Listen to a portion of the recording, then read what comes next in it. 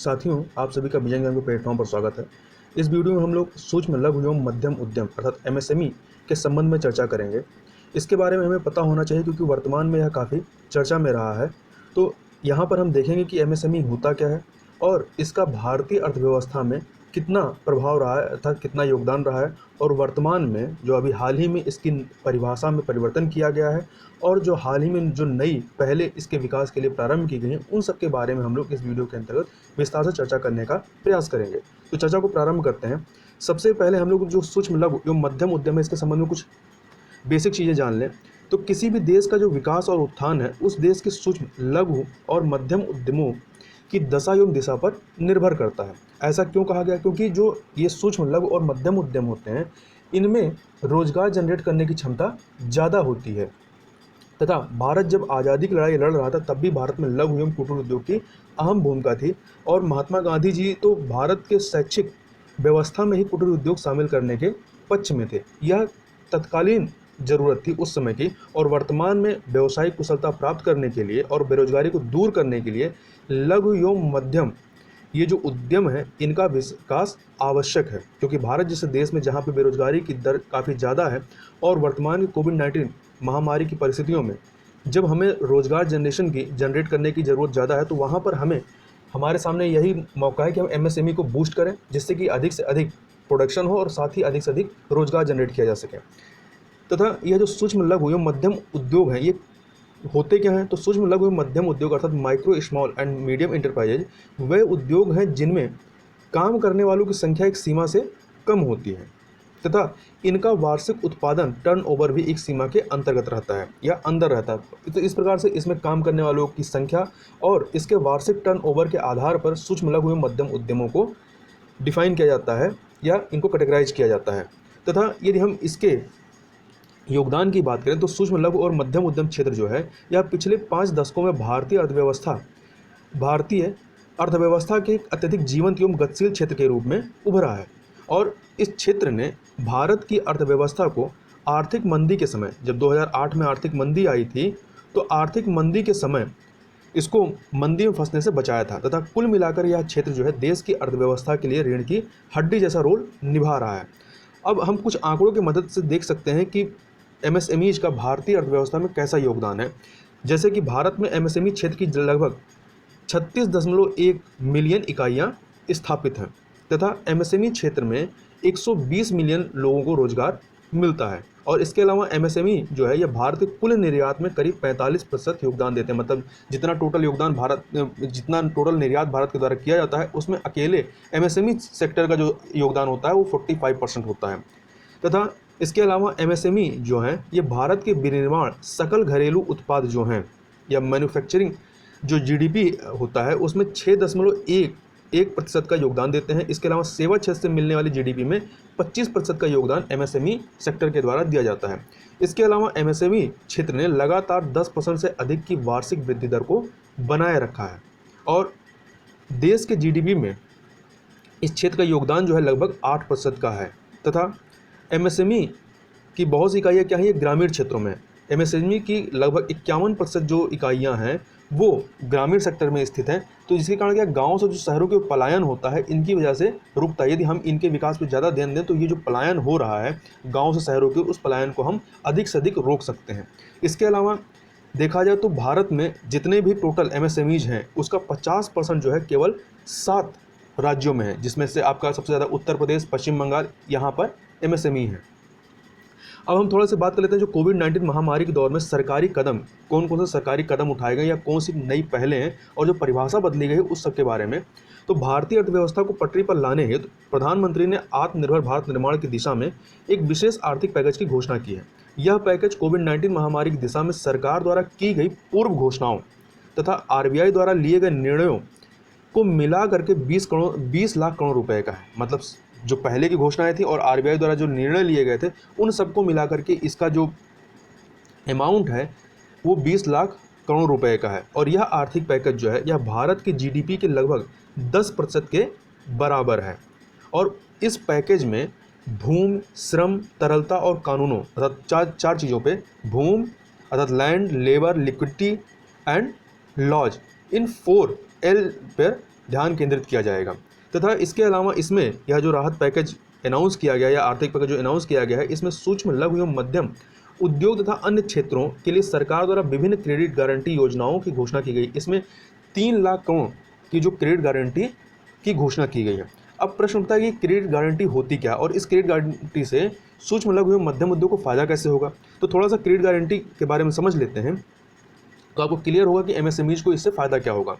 तो बैंकों द्वारा एमएसएमईज को दिया जाने वाला जो अधिकतर ऋण होता है वो एमएसएमईज की जो परिसंपत्तियां होती हैं, जो एसेट होती हैं, उनके आधार पर दिया जाता है। लेकिन होता क्या, किसी संकट के समय में, जैसे कि वर्तमान में कोविड-19 महामारी चल रही, तो यह संकट ही है, तो संकट के समय में इन संपत्तियों की जो कीमत होती है उसमें गिरावट हो सकती है। तो इससे क्या होता है, जब कीमतों में गिरावट आ जाएगी उनकी संपत्तियों में या परिसंपत्तियों में, तो इससे एमएसएमईज की ऋण लेने की जो क्षमता होती है वो बाधित होती है। अर्थात किसी संकट के समय परिसंपत्तियों की कीमत में गिरावट होने से बैंक इन उद्यमों को ऋण देना कम कर देते हैं, क्योंकि उनकी मार्केट वैल्यू क्या हो जाती है, उनकी परिसंपत्तियों की कम हो जाती है, तो बैंक भी ऋण देना कम कर देते हैं। तो सरकार इस संबंध में बैंकों को क्रेडिट गारंटी दी जाती है। मतलब सरकार बैंकों से कहती है कि हम आपको एक क्रेडिट गारंटी देंगे, यदि एमएसएमईज उद्यम ऋण चुकाने में सक्षम नहीं होते हैं तो यह ऋण जो है वो सरकार द्वारा चुकाया जाएगा। इसको एक उदाहरण समझ सकते हैं कि मान लीजिए सरकार द्वारा एक फर्म को 1 करोड़ रुपए तक के ऋण पर 100% क्रेडिट गारंटी दी जाती है, तो इसका मतलब है कि बैंक जो है उस फर्म को 1 करोड़ रुपए उधार दे सकता है। यदि फर्म जो है किसी वजह से वापस भुगतान करने में विफल रहती है तो सरकार 1 करोड़ रुपए का भुगतान जो है वो बैंकों को करेगी। तो 100% क्रेडिट गारंटी मतलब कि जो भी पैसा बैंक इनको देंगे वो पैसा यदि वो नहीं चुका पाते तो सरकार गारंटर है कि वो उसको चुकाएगी। तो इससे क्या होगा कि इससे बैंकों को प्रोत्साहन मिलता है कि उनका पैसा डूबेगा नहीं और वो एमएसएमई सेक्टर को पैसा देने में ज़्यादा इंटरेस्ट लेते हैं। इसके अलावा कुछ अन्य कदम भी उठाए गए, जैसे इसके अलावा सरकार द्वारा एमएसएमईज की परिभाषा में बदलाव किया गया है। अब थोड़ा सा इस बदलाव के बारे में थोड़ा सा देख लेते हैं। तो सूक्ष्म लघु और मध्यम उद्यम के संवर्धन एवं विकास को सरल एवं सुविधाजनक बनाने हेतु 2 अक्टूबर 2006 को सूक्ष्म लघु और मध्यम उद्यम विकास अधिनियम अर्थात एमएसएमईडी एक्ट 2006 को विनियमित किया गया था। और एमएसएमई और अभी हाल ही में मतलब कुछ समय पहले 2018 में इसके परिभाषा में परिवर्तन की बात की गई थी, परंतु यह परिवर्तन लागू नहीं हुआ था अभी तक। तो एमएसएमई की परिभाषा में बदलाव किया गया है, क्योंकि आर्थिक सर्वेक्षण के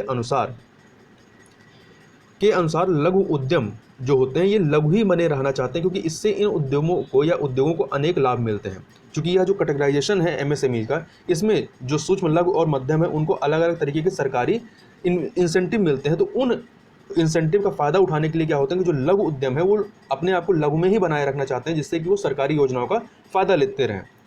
तो इन सब वजहों से क्या था कि यह ज़रूरत महसूस की जा रही थी कि एमएसएमईज की परिभाषा में बदलाव किया जाए। तो इसलिए इसके में बदलाव की जो लगातार मांग चल रही थी।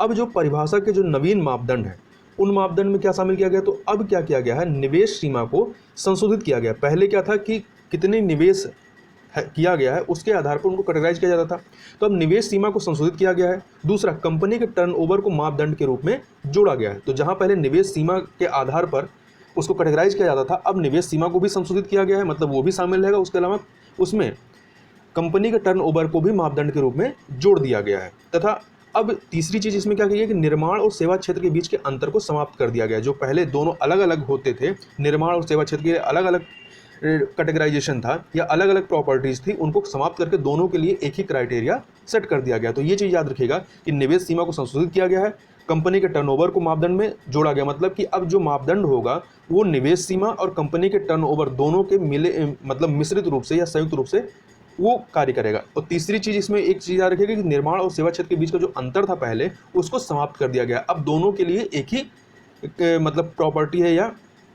कैटेगराइजेशन है या क्राइटेरिया है। तो नवीन परिभाषा जो अभी दी गई है इसको लागू करने के लिए अभी इसमें आवश्यक कानूनों में संशोधन करना होगा।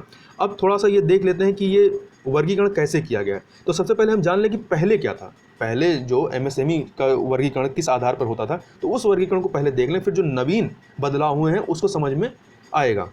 तो जो पहले मापदंड है या जो वर्तमान में अभी भी जो मापदंड है, यह इसमें क्या था कि संयंत्र एवं जो मशीनरी या उपकरण जो होते थे उसमें कितना निवेश किया गया है, उस निवेश की राशि पर जो है ये डिफाइन किया जाता था कि वह सूक्ष्म, लघु और मध्यम में से किस कैटेगरी में आएगा।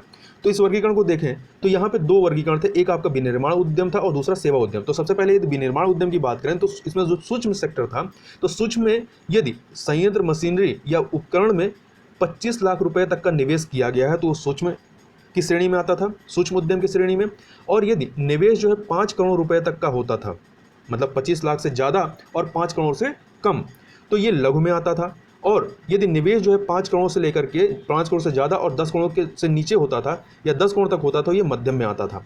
इसी प्रकार सर्विस उद्यम जो होते थे या सर्विस सेक्टर में क्या होता था कि सूक्ष्म के लिए निवेश सीमा कितनी थी, 10 लाख रुपए थी, और लघु के लिए यह निवेश सीमा 10 लाख से ज़्यादा और 2 करोड़ से कम होती थी। और मध्यम के लिए क्या था, यह निवेश सीमा जो थी वो 2 करोड़ से ज़्यादा और 5 करोड़ से कम होती थी। तो ये पुराना क्राइटेरिया था। अब जो नया संशोधित एमएसएमई वर्गीकरण है, इसमें क्या है, इसमें समग्र मानदंड अर्थात कंपोजिट क्राइटेरिया शामिल किया गया, जिसमें निवेश और वार्षिक कारोबार अर्थात टर्नओवर को शामिल किया गया है। तो इस वर्गीकरण को देख लेते हैं। तो अब क्या किया गया है, इसमें विनिर्माण और सेवा को जो डिफरेंसेस था उसको समाप्त करके एक ही कर दिया गया है, मतलब दोनों के लिए एक ही क्राइटेरिया है। तो सूक्ष्म के लिए जो क्राइटेरिया हुआ है कि निवेश की जो राशि होती है, जो निवेश की सीमा है वो 1 करोड़ रुपए तक होना चाहिए, और जो टर्नओवर होगा वर्ष भर का वो 5 करोड़ रुपए यदि है तो वह सूक्ष्म उद्यम कहलाएगा। यदि निवेश जो है 10 करोड़ रुपए तक है और टर्नओवर 50 करोड़ रुपए तक है तो वह लघु उद्यम कहलाएगा। तथा यदि निवेश जो है 20 करोड़ रुपए तक है, 20 करोड़ तक है और टर्नओवर 100 करोड़ रुपए तक है तो वह क्या कहलाएगा, वह मध्यम उद्यम कहलाएगा। तो यह जो नई परिभाषा के तहत जो क्राइटेरिया लाया गया है इसको याद रखिएगा। चूंकि वर्तमान में एमएसएमई काफ़ी चर्चा में रहा है, इसलिए इससे परीक्षा में प्रश्न पूछे जाने की पूरी संभावना रहेगी। अब जो एक नई पहल चालू की गई उस नई पहल को भी देख लेते हैं कि अभी हाल ही में चैंपियंस पोर्टल को लॉन्च किया गया। तो भारतीय प्रधानमंत्री द्वारा 1 जून 2020 को सूक्ष्म, लघु और मध्यम उद्यमों एमएसएमई की समस्याओं के समाधान में सहायता करने हेतु चैंपियंस नामक एक पोर्टल को लॉन्च किया गया है। तो हमें पता होना चाहिए चैंपियंस का पूरा नाम क्या है। तो चैंपियंस का पूरा नाम यदि देखें तो चैंपियंस का फुल फॉर्म है creation and harmonious application of modern process for increasing the output and national strength. तो यह काफ़ी लंबा चौड़ा नाम है और इतना लंबा नाम पूछने की उम्मीद कम ही है। यदि इसको हिंदी में देखें तो इसका हिंदी में जो अनुवाद होगा वह उत्पादन और राष्ट्रीय शक्ति बढ़ाने हेतु आधुनिक प्रक्रियाओं का निर्माण और उनका सामंजस्यपूर्ण अनुप्रयोग। बस इतना याद रखिएगा कि चैंपियंस पोर्टल किससे संबंधित है। तो यह एमएसएमई की जो समस्याएं हैं उनके समाधान के लिए इसको प्रारंभ किया गया है। अब इस चैंपियंस पोर्टल के बारे में और चीज़ें देखें तो यह सूचना और संचार प्रौद्योगिकी अर्थात इंफॉर्मेशन एंड कम्युनिकेशन टेक्नोलॉजी अर्थात जिसे शॉर्ट में लोग आईसीटी कहते हैं, इस पर आधारित एक प्रबंधन सूचना प्रणाली है। और इस प्रणाली को राष्ट्रीय सूचना विज्ञान केंद्र अर्थात नेशनल इंफॉर्मेटिक्स सेंटर एनआईसी की सहायता से पूर्ण रूप से स्वदेशी तकनीक द्वारा तैयार किया गया है। इसके अलावा इसकी जो कुछ और विशेषताएं हैं वह यह है कि इसमें टेलीफोन, इंटरनेट और वीडियो कॉन्फ्रेंस जैसे इंफॉर्मेशन कम्युनिकेशन टेक्नोलॉजी उपकरणों के अलावा इस प्रणाली को कृत्रिम बुद्धिमत्ता अर्थात आर्टिफिशियल इंटेलिजेंस, डेटा विश्लेषण अर्थात डेटा एनालिटिक्स और मशीन लर्निंग जैसे नवीन तकनीकों से भी इसको जोड़ा गया है। इसके अलावा इसे केंद्र सरकार की जो केंद्रीकृत लोक शिकायत निवारण और निगरानी प्रणाली है, जिसको हम लोग कहते हैं centralized public grievances redress and monitoring system, जिसको शॉर्ट में हम लोग सीपी ग्राम्स के नाम से जानते हैं, इसको भी जोड़ा गया है। तथा यह जो प्रणाली है, मतलब यह जो पोर्टल है, यह किस प्रकार से काम करेगा, तो यह जो है हब और स्पोक मॉडल के आधार पर नियंत्रण कक्षों के एक तंत्र की स्थापना इसके द्वारा इस प्रणाली के अंतर्गत की गई है। अब हब और स्पोक मॉडल क्या होता है, जैसा कि आपने साइकिल का पहिया देखा होगा, तो साइकिल के पहिए में क्या होता है, एक धुरी होती है और इस धुरी से क्या होते हैं, सारी तीलियां जुड़ी होती हैं। तो इस प्रकार से सारी तीलियां आकर के जो होती हैं इस हब से या धुरी से जुड़ी होती हैं। तो इसमें भी क्या है कि एक सेंट्रलाइज सेंटर होगा या केंद्र होगा जो मेन के रूप में काम करेगा, और राज्यों में जो एमएसएमईज की जो ऑफिसेस हैं वहाँ पर अलग अलग सेंटर होंगे। इन सेंटर को क्या किया जाएगा, ये जो मेन सेंटर होगा इससे जोड़ दिया जाएगा। तो एक प्रकार से सब में एक कोऑर्डिनेशन स्थापित किया जाएगा, और जो भी अलग अलग राज्यों में एमएसएमई को लेकर जो भी समस्याएं हैं उन समस्याओं को डील करने के लिए या उनकी क्या ज़रूरतें हैं उनको डील करने के लिए यहाँ से जो सेंटर होगा, यहाँ से इस केंद्र से क्या किए जाएंगे, योजनाओं को क्रियान्वित किया जाएगा और उनमें एक कोऑर्डिनेशन स्थापित किया जा सकेगा। तो इसके बारे में और देखें तो यह जो प्रणाली है चैंपियंस पोर्टल, इसके तहत किसी पहिए की धुरी के तहत इस प्रणाली का जो केंद्र होगा या हब वो राजधानी दिल्ली में स्थित होगा, जबकि पहिए की तीलियों अर्थात स्पोक्स की तरह ही विभिन्न राज्यों में स्थित एमएसएमई मंत्रालय के अलग अलग कार्यालयों और संस्थानों में इसके नियंत्रण कक्ष स्थापित किए गए हैं। वर्तमान में यदि बात करें तो इस प्रणाली के तहत 66 राज्य स्तरीय नियंत्रण कक्षों की स्थापना की गई है। अब इसका उद्देश्य क्या है? तो इसका जो उद्देश्य है इस पोर्टल का, इसका उद्देश्य वर्तमान की कठिन परिस्थितियों जो कि कोविड-19 की वजह से उत्पन्न हुई है, तो कठिन परिस्थितियों से उबरने में एमएसएमई क्षेत्र के उद्यमों की सहायता करना इसका प्रमुख उद्देश्य है। इसके अलावा इस पोर्टल का उद्देश्य एमएसएमई को राष्ट्रीय और अंतर्राष्ट्रीय स्तर पर मजबूत बनाने में सहयोग करना है। मतलब इसको एक विकास के पहिए के रूप में इसको विकसित करना है तथा एमएसएमई जो क्षेत्र की वर्तमान चुनौतियां हैं, उन चुनौतियों को यदि थोड़ा सा देखें तो हमें इसके जो इम्पोर्टेंस है या जो नया पोर्टल लॉन्च किया गया तो इसके इम्पोर्टेंस को समझने में मदद मिलेगी। तो देखा गया कि पिछले कुछ वर्षों में देश में जो सक्रिय एमएसएमई है, ये एमएसएमई श्रेणी के उद्यमों की निगरानी करने, उनकी समस्याओं को समझने और इसके निवारण हेतु एक सक्रिय तंत्र का अभाव रहा है।